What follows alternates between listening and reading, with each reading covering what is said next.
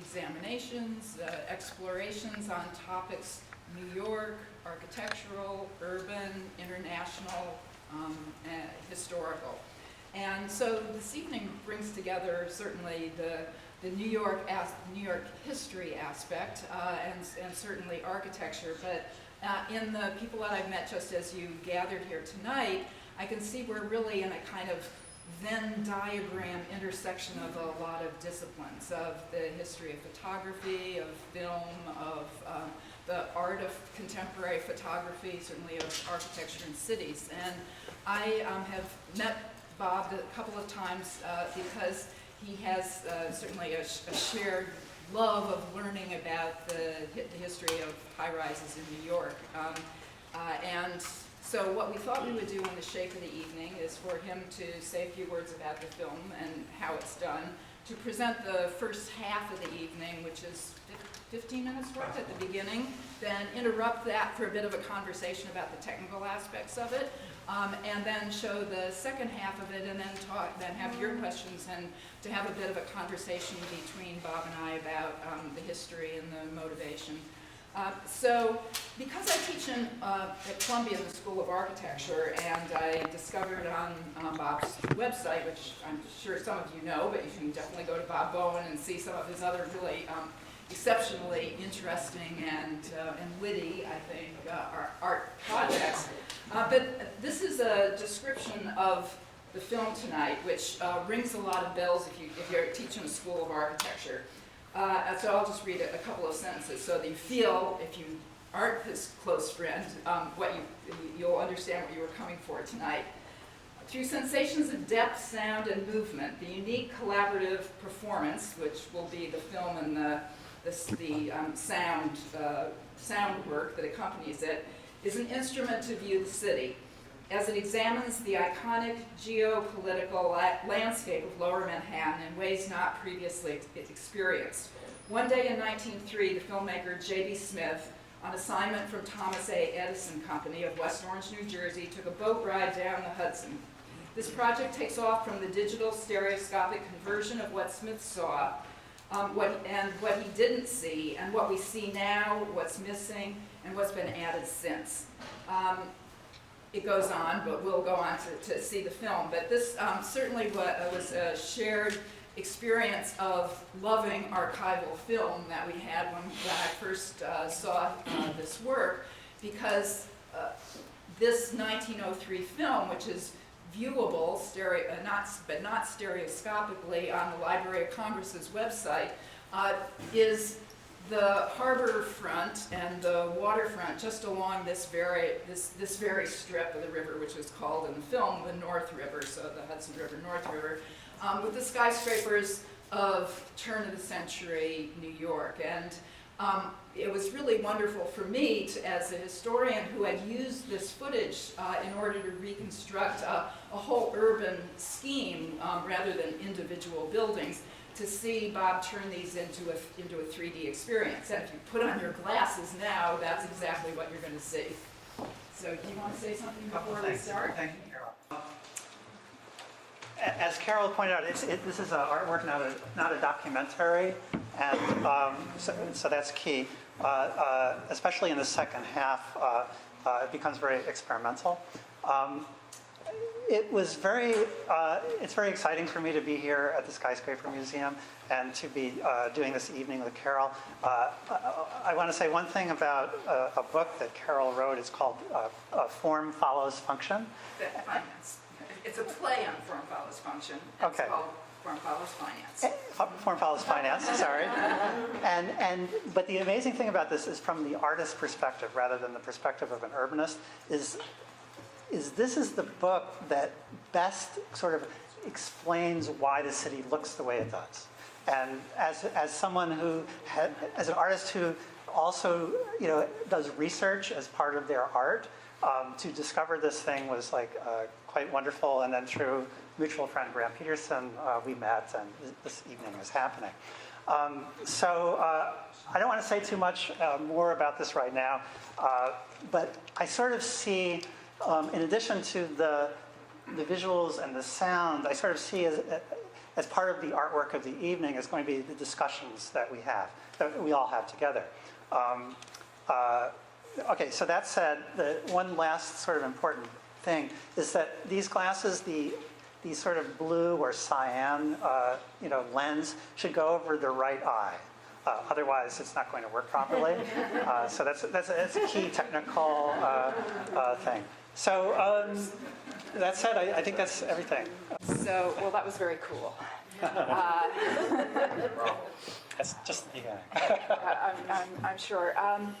So I have some kind of technical questions that are also observations, because in the 1905 film, the sense of the finger piers coming out as enormous volumes, which are kind of akin to skyscrapers that would turn up into the vertical.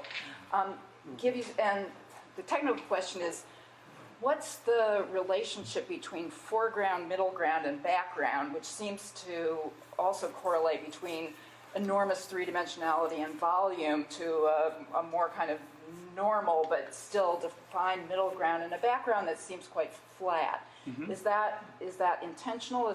Can you manipulate it? Is it an option? All three of those, yes. Okay. Well, what Carol is speaking about is there's the use of something called hyper-stereo.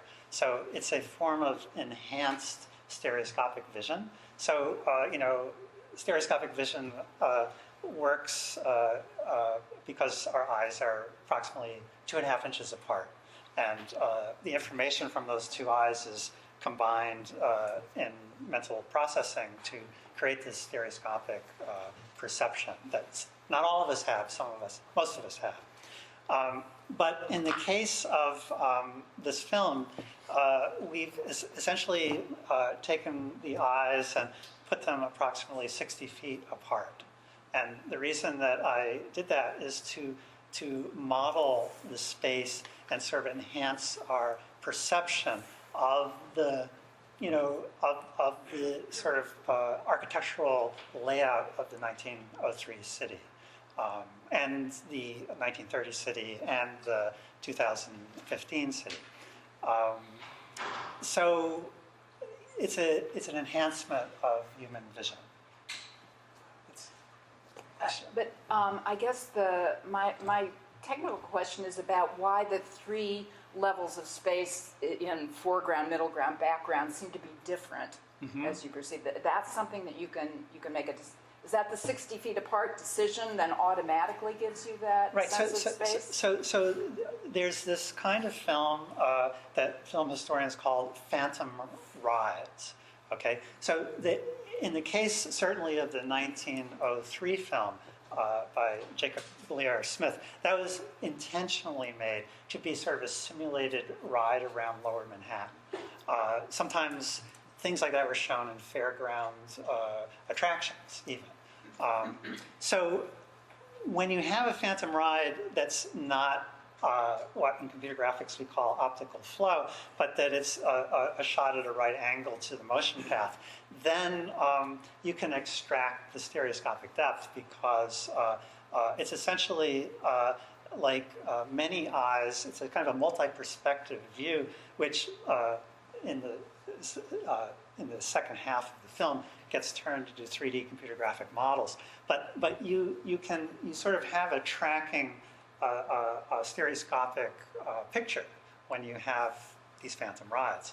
So even the 2015 version of the city was only shot with one camera, not two, like most stereoscopic films are shot with two. But it's a special case to be able to extract stereoscopic information from a moving image.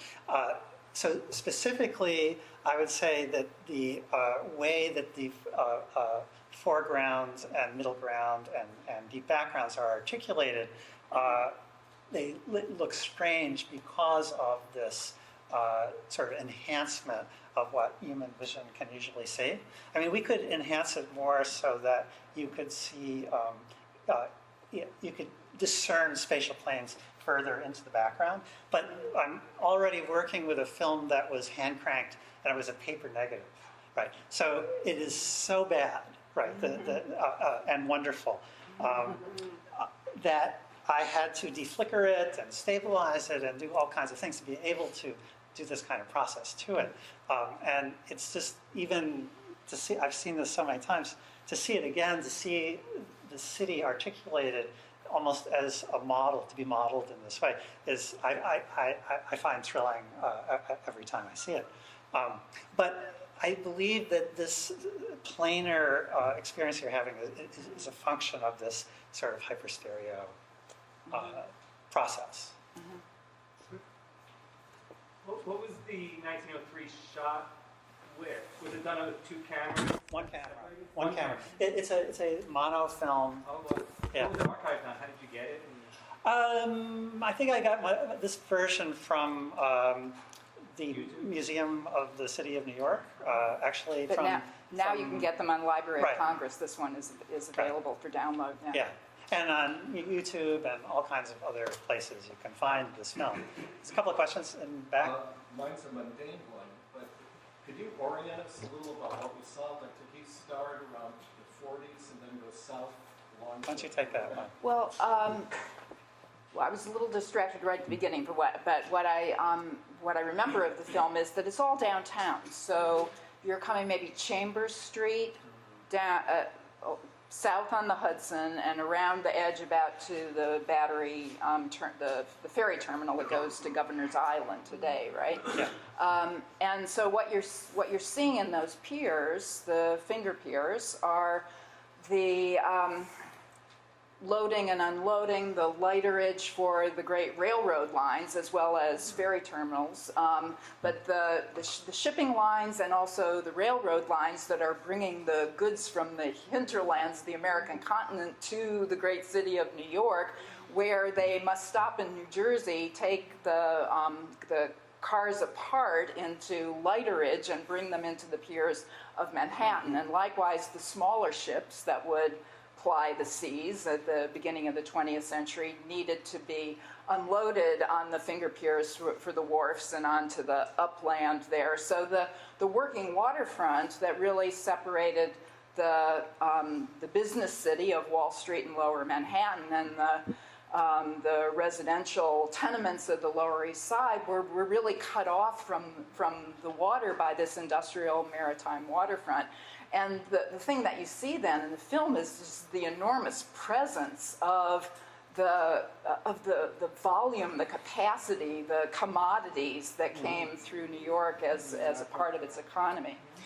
And also seeing it as many times as I have, you sort of locate on things that are sort of constant throughout the film. So we keep seeing, of course, Castle Clinton, and is it Pier 1 or Pier A? Pier A, yeah, Pier A, which you can go and have a oyster bar experience. Yes. and a beer over there today. And also, as Carol mentioned, on the other side, you see the Governor's Island ferry terminal. So those 3 things on the waterfront remain constant throughout.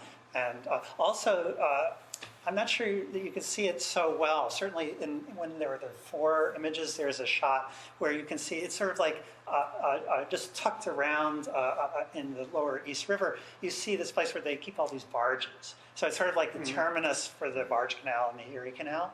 That they sort of came all the way down this far, and then they just stored them there. And I guess they did that in New Jersey also. But. Question. So, Robert, if the left eye is 60 feet behind in time the right eye, you have one film. Mm-hmm. And you've got a left eye 60 feet behind. Presumably, it's also some segment of time behind or Yes. before. Yes. Before, actually, right? Well, one is before and one is The left after. eye is before, am I right? Yeah. So why don't we see? I mean, I did notice that some of the figures walking near Castle Clinton there were doubled. Right. But what is the time interval, do you think? I mean, between left and right eye. Have you ever thought about it? I haven't tried to think It about works that. marvelously. I'm just surprised because there was also I was looking at a flag blowing in the wind. Right. It looked pretty darn good. Yeah, no, sometimes it creates its own spatial effect. Yeah. It's sort of wonderful when that happens. Well, it kind of miniaturizes the city too, right? Yes, Because definitely. your head is bigger. Yeah, well, yeah, it's like we become kind of a giant looking at this. But the miniaturization thing is really interesting because our perceptions are remembered and stored, and so we're used to playing with miniature forts and dollhouses and architects' models, and so our experience of seeing miniature is associated with those things. But then to see a very realistic version of those is a kind of almost maybe uncanny kind of experience. Especially from deep time like that. I mean, not Yeah, so deep, especially you from know, deep time. From 1900 whatever. Right? Yeah, it's haunting. Yeah. Yes. What was that building that looked like had a light tower on the top of it? I don't know what that building was. Oh, I think, is that the shot tower? I don't know what it is. I never seen it before. That's why I was wondering what it was. You would maybe know I more. don't, you'd have to show me the Yeah, image. yeah. Sorry. What was the first building of the frame? What's the first building? It seems like a civil building of the 1903 film. The very first building. What's that that shows up? It Not seems sure. like it's a terminal type building that would be a civil building for customs or something, was it? Was You it know, the Carol, customs which house? If you show me the image, Right. if you see, yeah, I'll be able to show it, but we were worried about technical issues over there at the very The beginning, customs so, house. It was the customs house? The Indian Express. no. We'll, Yeah, that's right. we'll retrieve it for you Okay. later. They're Yeah. different. I wish I could answer that.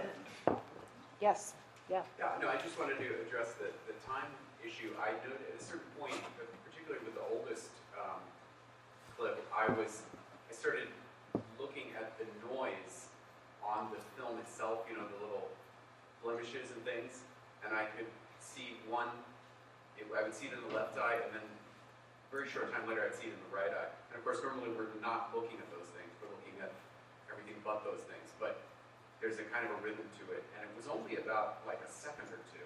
It was very, very quick, so obviously the speed of the film was fast enough that you could get that 60-foot spacing, but that was an interesting, way that an element of it that I experienced when I started looking for it.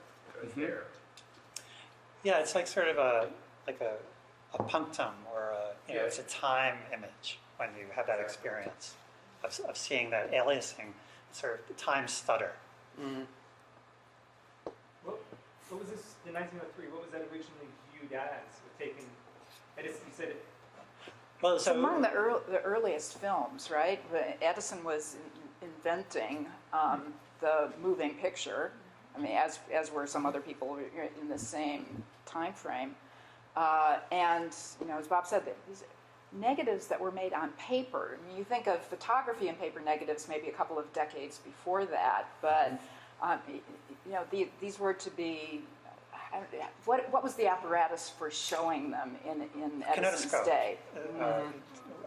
It's like a like box. when you see in the arcade and those, Yeah. the pictures go Yeah. through one at a time. Yeah. And then, but those are. They started projecting, I'm not sure exactly when they started projecting, because, of course in France the Lumières were projecting, but and it's a very interesting separation in a lot of ways, which we don't have time to go into. But I mean, a lot of the Edison films are shot in the Black Maria studio, which is sort of like a train car, and illuminated by electric light against black backgrounds.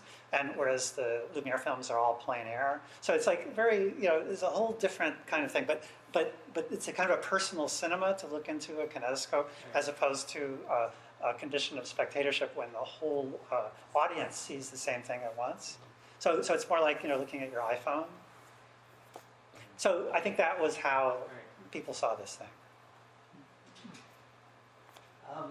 Today with the new software that's being developed, you can do an amazing degree of enhancement and changes to old footage. I was wondering to what degree you went to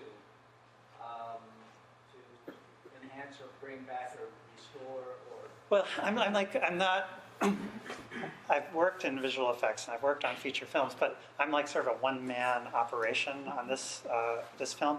And I wasn't really interested in creating the kind of perfection that you see in a Hollywood movie. I was more interested in simply entering this material and seeing what else, what I could see there that had never been seen before. And so I'm using, the sort of Adobe suite. And then I get involved in the second half with some photogrammetry software that I find very interesting. a couple of different kinds, and 3D computer graphic animation software. So, and maybe some other things too. But yeah, I'm just not fetishistic about it, and I'm not obsessive. Maybe we should see the second half now, just to make sure that we have enough time for it, and then do Okay. other questions afterwards. So I know as we were talking before we began, you mentioned one of the influences on your thinking about New York and New York's history, which is one of my favorite books, Delirious New York by the architect Rem Koolhaas. And before he became an architect as a builder, he studied the city on a fellowship at the Institute for Architecture and Urban Studies, and came up with this, what he called what is it, a delayed manifesto, retroactive manifesto of Manhattanism. Is this your manifesto of Manhattanism? Is it referential to other artistic visions or visualizations of the city? Because as an art historian, I see lots of things here that seem to make reference to Soviet political photography, or actually some of the 3D stuff gave me flashbacks of red rooms in the 1980s with those kind of three-dimensional constructions. I have the same association. Yeah, so I mean, it's soup to nuts. There seem to be artistic visions of the city that perhaps you're reinterpreting in your own way, or is it all just a dream world for you? What's your references? How varied are they? How eclectic are they? Well, I think what Carol is talking about is, like, for instance, in sort of towards the end, there is this shot based on the 1930s Phantom Ride where the city starts to look like a Red Groom's sculpture. And it was never my intention to make something that looked like a Red Groom's sculpture, but I definitely enjoy it when something like that happens. I think that one of the key ideas, touchstones for me, like living in Brooklyn, I have this certain view of the city from Brooklyn. In fact, now with the new pier development, I can walk right out and practically stand face to face with the Governor's Island ferry terminal. So when visitors come out of town, I'll take them there if I'm trying to find a way to entertain them. But there is this in crossing Brooklyn Ferry, the Walt Whitman from Leaves of Grass. There's this incredible section where Whitman is on the ferry boat, and he's talking about seeing the oncoming ferry boats, and he says that he sees the men and women in these oncoming ferry boats, and he projects himself into those boats. Okay, so that's happening in the same time, but then he begins projecting himself forwards and backwards in time. He projects himself to us in the present, and then he moves into the future, and then he comes back again. And so it's a kind of a trans-historical montage. And so it's very, I teach moving image, and so I'm very, aware of, the work of Eisenstein and Vertov and the great city films. And so I guess in the back of my mind, more than anything, it's the city films that I'm sort of thinking about, somehow placing this within that context. I think that shows. Yeah. Okay, Grant, you have I a said a question. quick, and I should know the answers, but I don't actually know. So your syntax and the way you work with the form, is it always about a different definition of something and never about an illustrative idea? You understand my question? I maybe didn't answer it. Say something more about that. Okay, so the idea is that if you're illustrating an idea, you might be just looking for a tickle of interest. It's actually not more definition.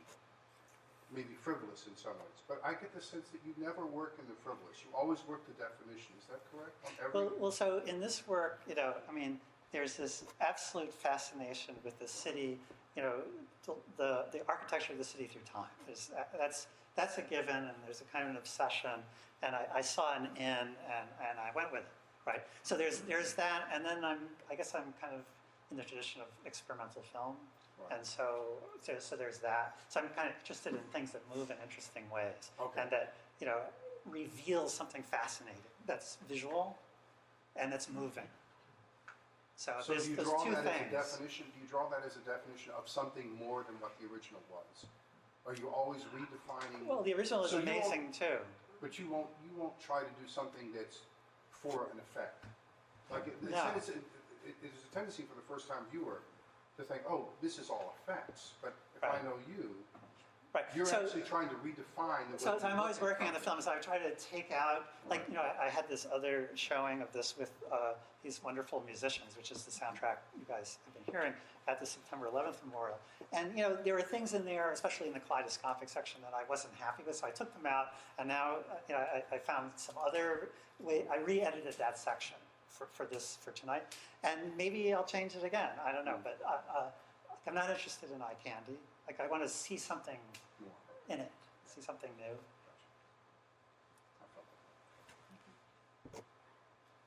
Are there other questions? There was a title called the Schema, Yeah, and that was at that section, yes. and it seemed to be developed with a whole different technology. It was fascinating, really fascinating.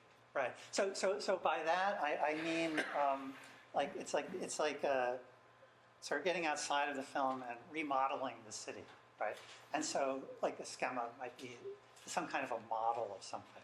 And so those are based on like truly computational multi-perspective views. So like from the, you know, the 1903 film and the 1930 film and the 2015 film, I extracted, you know, in some cases, hundreds and hundreds of stills.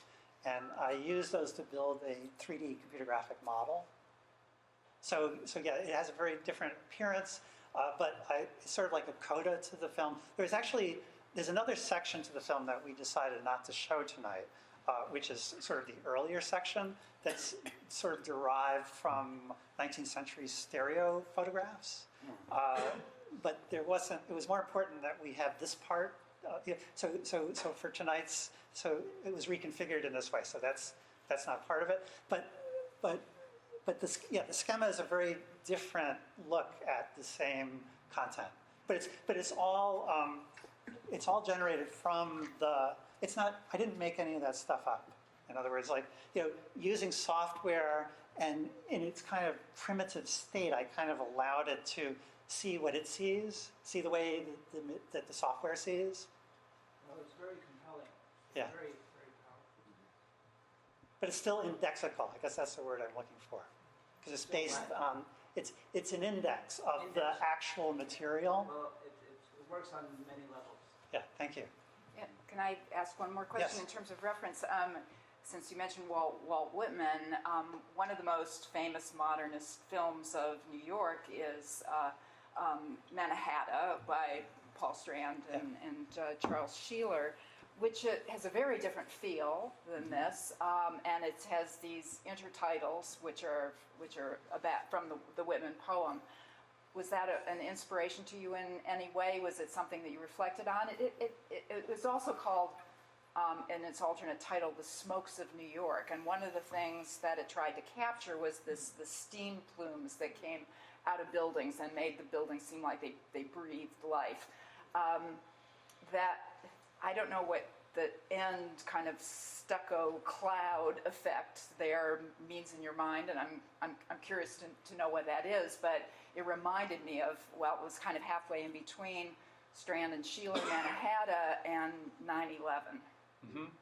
Yeah, well, I think that's right. I don't want to like draw conclusions for you. You know, you saw what you saw. I love that film, Manhattan. I've seen it many, many times. I've taught it in class.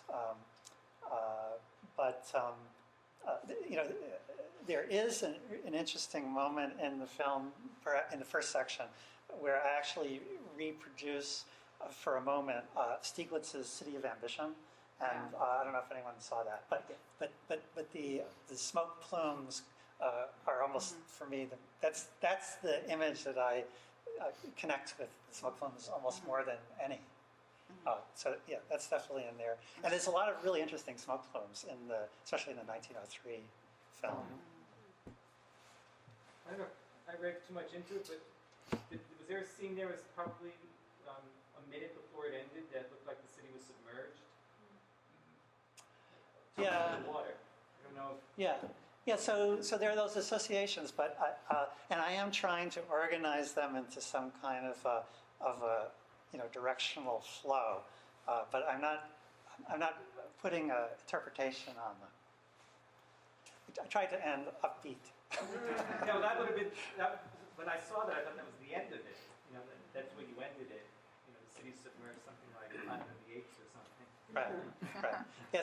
So I did understand that might be a downer. So I tried to end at a place where it's maybe getting rebuilt.